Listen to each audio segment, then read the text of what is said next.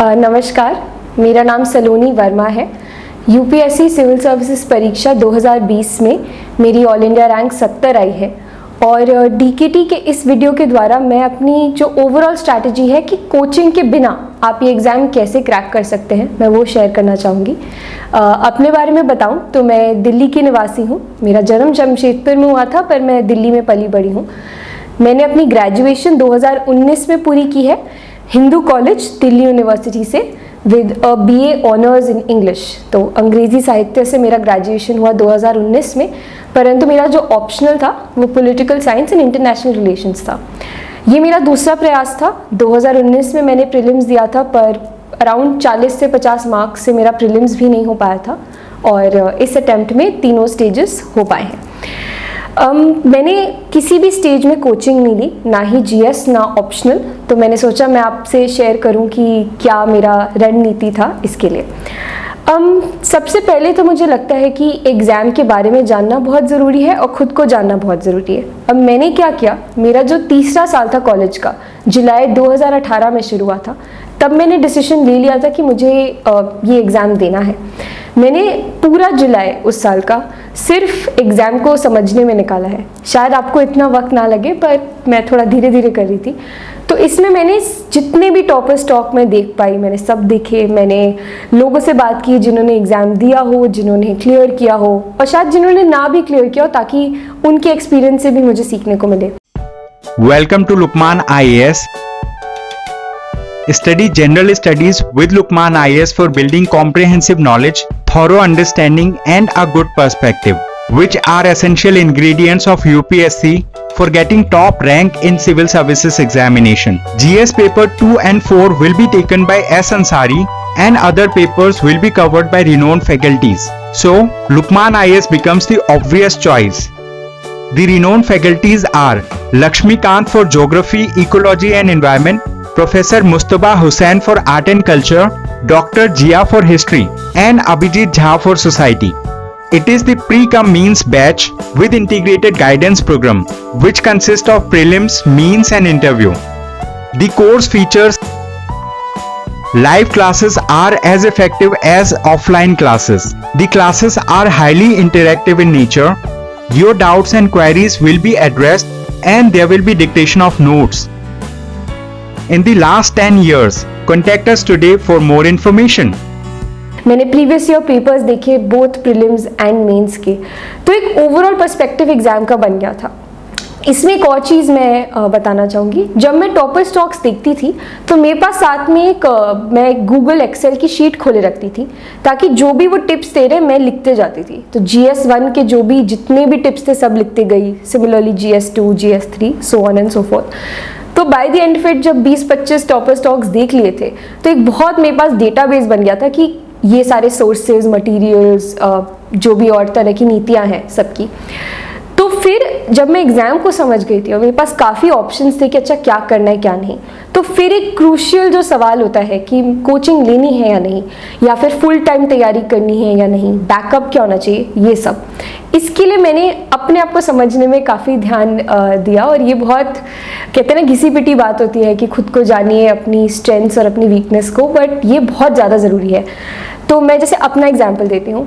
जब मुझे समझ आ गया इस एग्ज़ाम में ये सारी आपको स्किल्स चाहिए या क्वालिटीज़ चाहिए, तो जैसे मुझे लगता है सबसे पहला जो क्वालिटी है वो है डिसिप्लिन।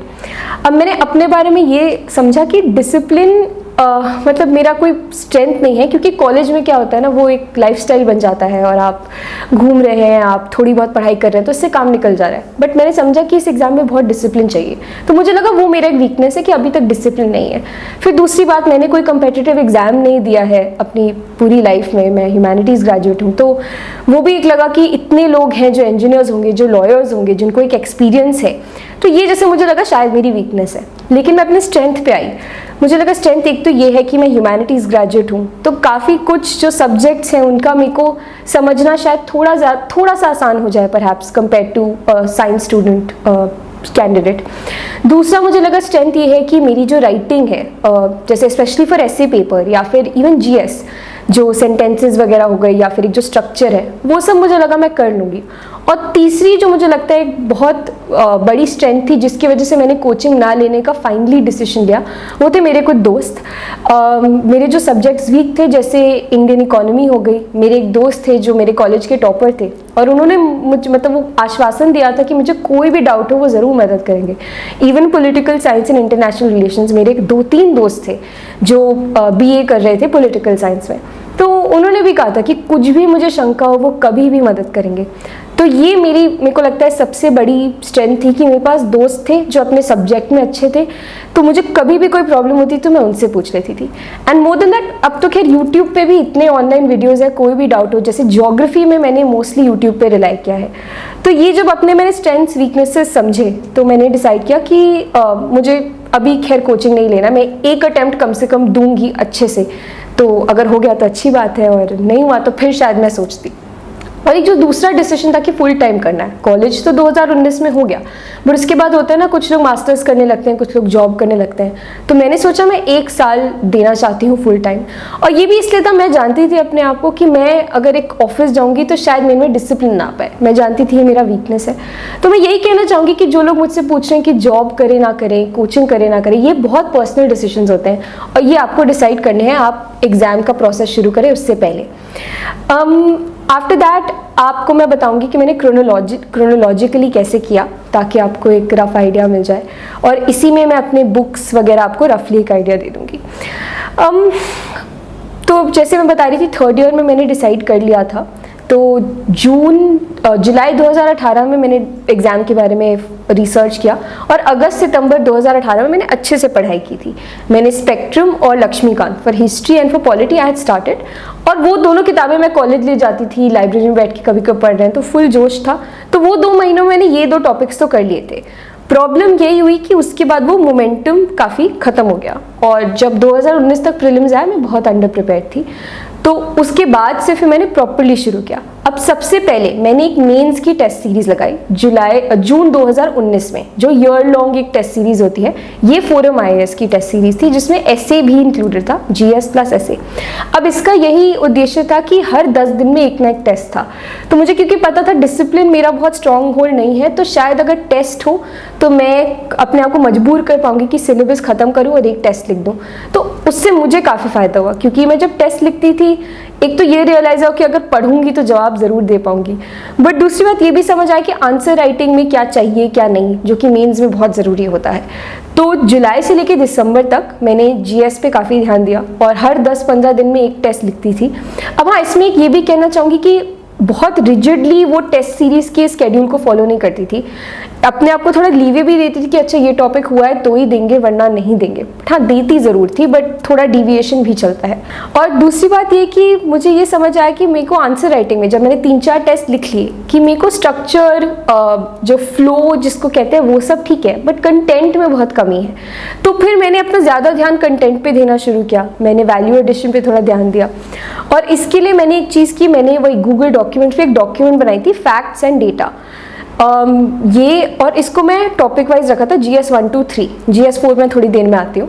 तो जो भी डेटा, फैक्ट्स, कुछ भी डायग्राम जिसको हम कहते हैं ना वैल्यू एडिशन, वो मेरे पास एक डॉक्यूमेंट थी, तो मैं उसको रेगुलरली पढ़ती थी, और बाय द एंड फिर जो कहते हैं ना आपके फिंगर टिप्स पे होती हैं कुछ चीज़ें, तो उससे मुझे काफ़ी मदद मिली थी। तो जून से लेके दिसंबर तक GS पे काफ़ी ध्यान दिया।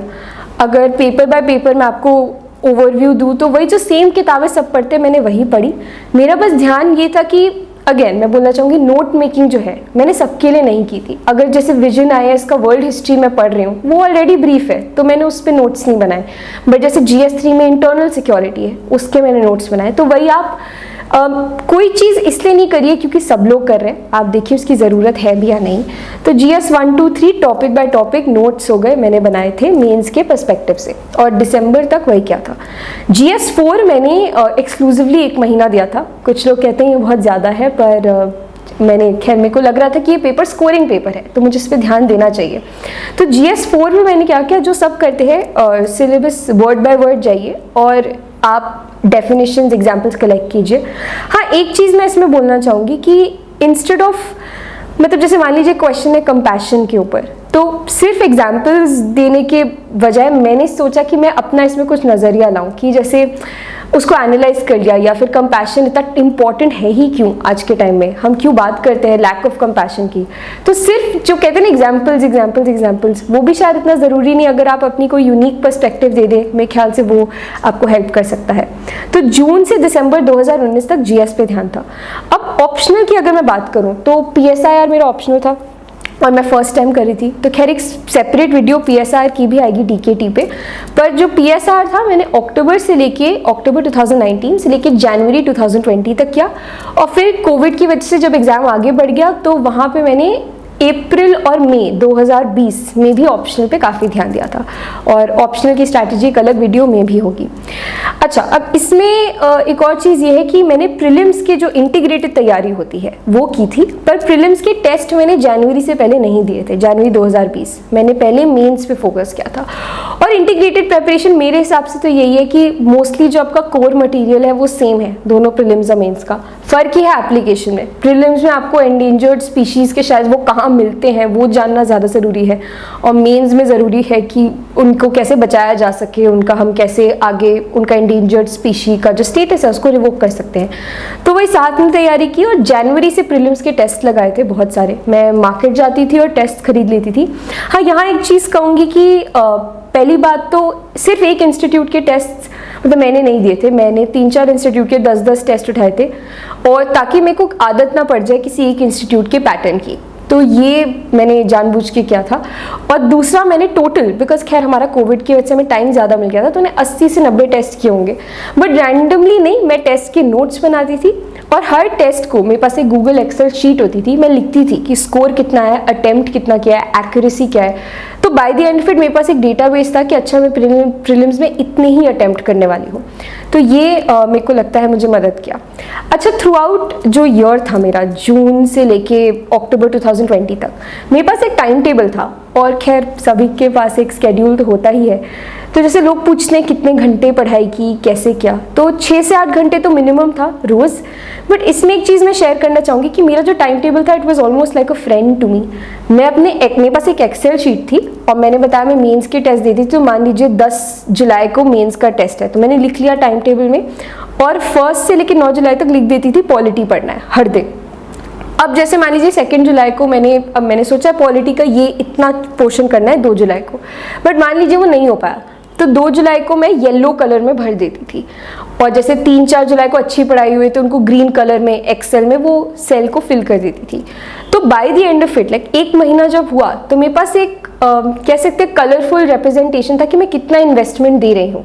इनफैक्ट जिन दिनों को मैं येलो या रेड करती थी, मैं लिखती भी थी रीज़न कि मैं क्यों नहीं पढ़ पा रही हूँ उस दिन। तो जैसे ही वक्त बीतता गया मुझे समझ आते गया मैं किस दिन नहीं पढ़ पाती हूँ, मैं किस वजह से नहीं पढ़ पाती हूँ, मुझे कब ब्रेक चाहिए होता है। जैसे मैंने नोटिस किया हर 8-9 दिन के बाद मेरा प्रोडक्टिविटी लो हो जाता है, तो मुझे बाहर जाना है, या फिर कोई दोस्त घर आ गए। तो ये जो टाइम टेबल था, I was very honest with my self कि मैं अपने आप से झूठ ना बोलूँ कि पढ़ भी पा रही हूँ या नहीं। जैसे जब बहुत हरे होते तो मुझे खुशी होती थी कि मैं पढ़ रही हूँ। तो आई वुड जस्ट सजेस्ट कि डिसिप्लिन बहुत ज़रूरी है, अपना टाइम टेबल बनाएं और इस पर स्टिक करने की भी कोशिश कीजिए। और जो ओवरऑल जनवरी से लेकर अक्टूबर 2020 तक जो एक फोकस करंट अफेयर्स पे भी बहुत ज़रूरी है, तो ये खैर मैंने एक डिफरेंट वीडियो में भी इसकी बात की है, पर करंट अफेयर्स वही मैंने रिवर्स इंजीनियरिंग पे ध्यान दिया था। पहले वेबसाइट खोली, फिर अखबार पढ़ा, और फिर मंथली मैगजीन। अच्छा, इसमें एक चीज़ ज़रूर बोलना चाहूँगी कि जो करंट अफेयर्स है, अब सब लोग वही करंट अफेयर्स पढ़ रहे हैं, बट मैं कोशिश करती थी कि थोड़ा उसको कंटेम्प्रेरी रखूँ। फॉर एग्जाम्पल, अगर NGT है न्यूज़ में, तो सिर्फ मेरे ख्याल से यही ज़रूरी नहीं कि आपको पता हो NGT ने अभी क्या किया, इस महीने क्या किया, बट रादर जो वो उसका एक लॉन्ग टर्म पर्सपेक्टिव हो गया, 2010 से लेके अब तक NGT ने क्या अचीव किया है, क्या फेलियर्स रहे हैं। अच्छा, NGT is a part of क्या कहते हैं उसको, alternative dispute resolution, in the sense it's a tribunal. तो ट्राइब्यूनल्स की क्या भूमिका है, ट्राइब्यूनल्स कैसे इंप्रूव हो सकते हैं, तो एक ब्रॉडर पिक्चर लेके करंट अफेयर्स से मैंने ध्यान दिया था। और overall through out all of this, जब ऐसे मैं टॉक सुनती थी तो मुझे भी लगता था कि अरे कितना स्मूथ था, इनको तो कोई ये कितने डिसिप्लिन थे। पर मैं बता सकती हूँ ऐसे बहुत दिन थे जब जब पढ़ाई करने का कोई मन नहीं था और लगता था क्या हो रहा है, बट वही था कि अब सिर्फ पढ़ना ही है और कुछ करने को तो है नहीं। तो मैं यही कहूँगी आपका जो भी रीज़न है आप इस एग्ज़ाम में आए हैं उसको याद रखिए, बी डिसिप्लिन्ड एंड आप अपनी स्ट्रैटेजी बनाइए और उस पर विश्वास कीजिए और अच्छा ही होगा। तो मेरी तरफ से इतना ही and all the very best, you'll do well.